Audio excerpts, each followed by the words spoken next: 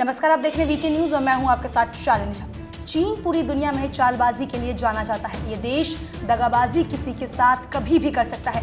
चीन की नीति है कि पहले दोस्ती करो, फिर उसकी पीठ पर छुरा भुगतो।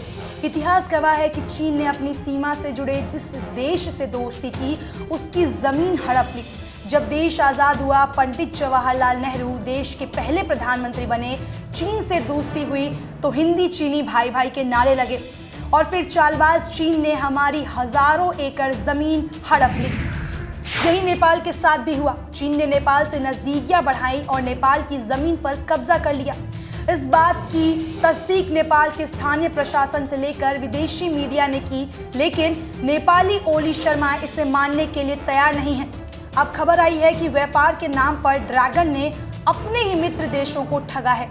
चीन ने अपने दोस्त देशों को खराब हथियार बेचकर विश्वासघात किया है। एक बार फिर उसकी दगाबाजी की पोल खुल गई है।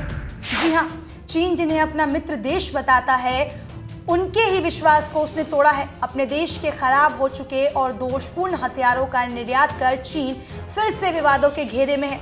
चीन विश्व का 5वां सबसे बड़ा हथियार निर्यात करने वाला देश है। उसने अपने मित्र देशों को जो हथियार सप्लाई किया है, उनमें से ज्यादातर खराब पाए गए।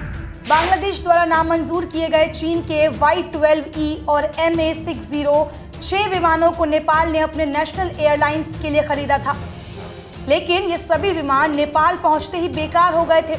ये विमान नेपाल जैसे देश के लिए अनुकूल ना होने के साथ ही इसके स्पेयर पार्ट्स भी उपलब्ध नहीं हुए थे। चीन का खास दोस्त पाकिस्तान भी दगाबाजी से बच न सका।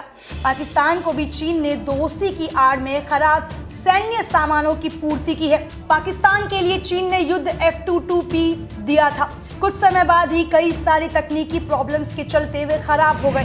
सितंबर 2018 में चीन को पाकिस्तान ने इस युद्धपोत की पूरी सर्विसिंग का प्रस्ताव दिया था, लेकिन चीन को इसमें किसी तरह का लाभ दिखाई ना देने पर अपनी उसने आंखें मूंद ली। दगाबाज चीन ने 2017 में बांग्लादेश को 1970 में मिंग श्रेणी की 035G पनडुब्बियां बेची थी। इन पनडुब्बियों की कीमत लगभग $100 मिलियन के पास थी। इन पनडुब्बियों को केवल युद्ध की ट्रेनिंग में इस्तेमाल किया जाता है। ये पनडुब्बियां सर्विसिंग करने के लायक भी नहीं रह जाती हैं। अप्रैल 2003 में चीन से खरीदी गई मिंग क्लास की पनडुब्बी एक हादसे का शिकार हो गई थी। इसी तरह बांग्लादेश ने चीन से 2 युद्धपोत BNS उमर फारूक और BNS अबू उबैदा खरीदे थे, जिनमें नेविगेशन रडार और गन सिस्टम भी खराब पाई गई थी।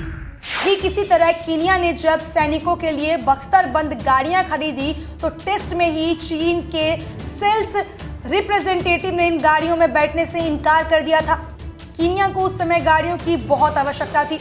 बाद में खामियों से भरी इन बख्तरबंद गाड़ियों में कीनिया के कई सारे सैनिकों ने अपनी जान गंवाई थी।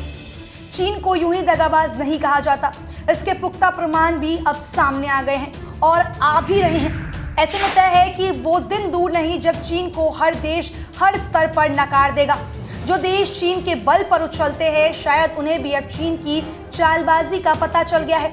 भारत को भी अब चीन की चालबाजी का पता चल गया है और इसलिए भारत ने चीन को अब पूरी तरह से बॉयकॉट कर दिया है। बहरहाल देखते हैं कि चीन को अपना सच्चा दोस्त समझने वाले ये देश चीन से अपनी दोस्ती तोड़ते हैं या नहीं। खबर पर आपकी क्या राय है, हमें कमेंट सेक्शन में जरूर बताएं और देश और दुनिया की तमाम बड़ी खबरों के लिए देखते रहे वीके न्यूज। धन्यवाद।